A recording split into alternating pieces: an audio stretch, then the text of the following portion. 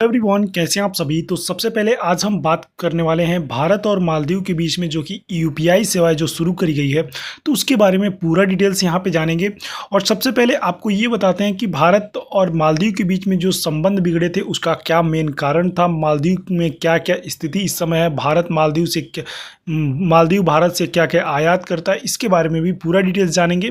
तो आइए इस वीडियो को शुरुआत करते हैं। तो अंत तक जरूर बने रहिएगा, 3 स्टेप में पूरे वीडियो को खत्म करेंगे। तो डेली बेस पे जो करंट अफेयर के न्यू ट्रेंडिंग टॉपिक रहते हैं उसको मैं जरूर कवर करता हूं, तो आप लोग इस वीडियो को अंत तक जरूर देखा करिए, ठीक है।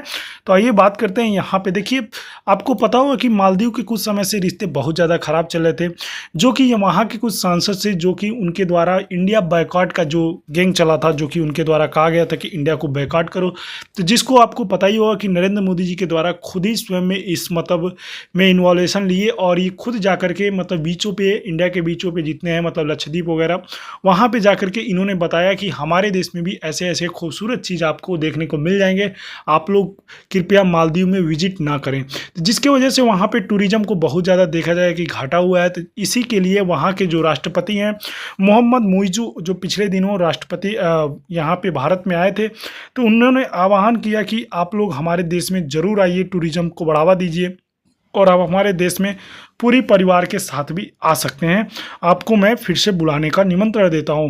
मतलब उनका सीधा कहना ये था, उनका प्रेस कॉन्फ्रेंस हुआ तो उसमें ये कहना था कि मैं टूरिज्म को बढ़ावा देना चाहता हूं, इसको भारत को साथ लेकर हमको चलना ही पड़ेगा। जो कि इनको आपको पता ही होगा कि चाइना के साथ इन्होंने बहुत ज़्यादा प्रेम विवाह करना चाहता था, लेकिन ये हुआ नहीं। इसके वजह से इनको ये अभियान पर रोक लगाना पड़ा। और फिर से बात किया जाए इनके बीच क्या इस समय यूपीआई से लेकर के क्या संबंधित मामले आ रही हैं, तो देखिए, अगर जो किसी भी देश को और जो भारत को साथ लेकर चलना है तो वहाँ के डिजिटलाइजेशन को भी लेके साथ चलना ही पड़ेगा। तो अभी आपको बता दें, यूपीआई से लगभग अभी भारत के मतलब काफ़ी ऐसे पड़ोसी देश हैं जो सभी के सभी फॉलो कर रहे हैं, जैसे भूटान, नेपाल, श्रीलंका। और पश्चिमी देशों में चला जाए तो यहाँ पे फ्रांस, यूएई, सिंगापुर आपको यहाँ पे देखने को मिल जाएगा, जो कि यूपीआई को मतलब फॉलो करते हैं। तो अब इस नई कड़ी में जुड़ने जा रहा है आपका मालदीव। तो आप देखते हैं ये द्वीपों पे बसा एक देश है, उत्तरी मध्य एशिया में बसा हुआ महासागर में। आपको पता है कि वहाँ पे सेना की सुरक्षा जो होती है भारतीय सेना देती है, एयरक्राफ्ट वगैरह की जितनी भी सुरक्षाएं होती हैं सब कौन करता है, तो इसकी भारतीय सेना के द्वारा इसकी की जाती है, ठीक है। तो इस बीच में यहाँ पे उनके मतलब जो कि मूसा जमीर, जो कि वहाँ के डिफेंस मिनिस्टर है, रक्षा मंत्री, उनका कहना है कि डिजिटली को लेकर के काफ़ी ज़्यादा मतलब चर्चा में रहने के कारण हम लोग चाहते हैं कि यूपीआई भारत में मतलब शुरू हो, साथ साथ रुपए का भी प्रचलन वहाँ पे चालू किया जाएगा, तो जिसकी वजह से भारत को एक बहुत कूटनीतिक जीत माना जा रहा है इस चीज़ को देखते हुए। तो आइए देखते हैं शुरू से कहानी क्या है। तो देखिए, भारत मालदीव यूपीआई की सेवा शुरू करने के लिए ताकि दोनों देशों के बीच मधुर संबंध बेबहाल हो सकें। और आप सभी को मैंने ये पहले ही बता दिया था कि हम लोग 3 स्टेपों में देखेंगे। देखिए, भारत और मालदीव को द्विपक्षीय राष्ट्र यूपीआई से शुरू करने के लिए समझौते पर हस्ताक्षर किए गए। एस जयशंकर ने कहा कि यूपीआई मालदीव के पर्यटन क्षेत्र में बढ़ावा देगा। जयशंकर और मालदीव के यात्रा में उद्देश्य तनावपूर्ण द्विपक्षीय संबंधों को फिर से स्थापित करने के लिए कहा गया है। भारत और मालदीव ने एक समझौते पर हस्ताक्षर किए जिसके तहत नई दिल्ली में द्विपक्षीय राष्ट्र यूपीआई भुगतान सेवा शुरू करने की अनुमति मिल जाएगी, जो कि भारत सरकार के द्वारा दी जाएगी। इस कदम अभी मिला नहीं है, मतलब मिल जाएगा आने वाले समय में। इस कदम को पर्यटन को बढ़ावा देने की उम्मीद से और इसका उद्देश्य द्विपक्षीय संबंधों में खटास को दूर करने के लिए होने वाला है, ठीक है। तो विदेश मंत्री एस जयशंकर जी का कहना है कि भारत और मालदीव द्विपक्षीय संदेशों में एकीकृत भुगतान इंटरफेस यूपीआई को शुरू करने की समझौता हस्ताक्षर कर दिए हैं, जहां की वहाँ के पर्यटन के क्षेत्र में बहुत ही सकारात्मक प्रभाव पड़ेगा। और वहाँ पे आप समझ सकते हैं कितने ज़्यादा भारतीय, लगभग 60% भारतीय विजिट करते हैं वहाँ पे टूरिज्म को लेकर के। वहाँ टूरिज्म का मतलब ये है कि वहाँ पे अच्छे अच्छे आपको बीच देखने को मिल जाएंगे, थोड़ा अच्छा समुद्री किनारा देखने को मिल जाता है। वहाँ आर्थिक स्रोत मात्र वही है टूरिज्म, ठीक है।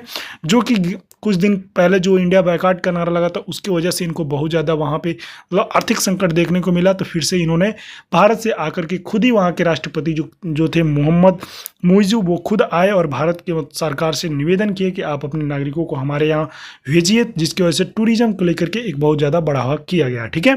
तो जयशंकर जी ने मालदीव के 3 दिवसीय आधिकारिक यात्रा के दौरान शुक्रवार को समझौता ज्ञापन हस्ताक्षर किए और इन्होंने अपने एक्स के पोस्ट में कहा कि मालदीव डिजिटल भुगतान प्रणाली के बीच में भारतीय राष्ट्रीय भुगतान निगम के अलावा मालदीव का आर्थिक विकास व्यापार मंत्रालय के समझौता ज्ञापन हस्ताक्षर किए हैं, ठीक है, तो ये सब चीज़ें रहा। और अब मैं आपको बता दूं, जो ये चीज़ है ना, यूपीआई अब तक कितने देशों के मतलब बीच लागू हुआ है, तो आप जान जाइए भूटान में है, फ्रांस में है, मारुत में है, सिंगापुर में है, श्रीलंका में है और यूएई में है।